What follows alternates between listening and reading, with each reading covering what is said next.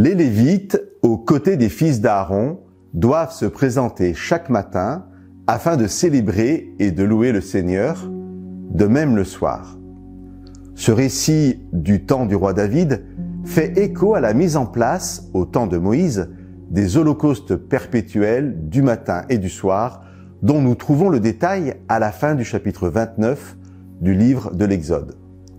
Mais si nous voulons savoir ce qu'est un holocauste, alors il faut lire le premier chapitre du livre du Lévitique. De ce passage du Lévitique, j'aimerais retenir 2 points qui alimenteront notre réflexion d'aujourd'hui sur la prière. Premièrement, le mot holocauste signifie brûler tout entier et parle d'un don total à Dieu. Nous verrons dans quelques instants que Jésus est ce don total. Mais cela m'invite aussi moi-même à offrir ma vie entièrement à Dieu. Et je pense au premier verset du chapitre 12 de la lettre de Paul aux Romains.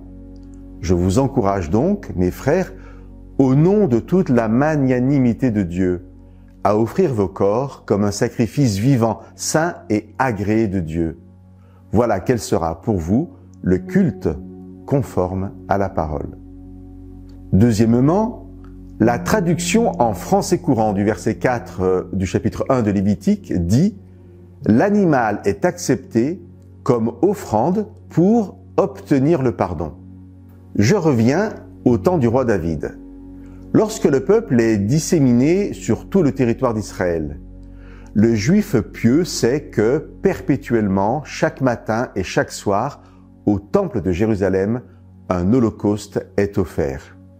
Symbole à la fois du don total à Dieu et de l'obtention du pardon. Et chaque juif peut, dans sa prière à Dieu, se référer à ce pardon perpétuel. Comme pour chaque sacrifice, c'est Jésus, le Christ, qui a accompli pleinement la signification totale de ce sacrifice.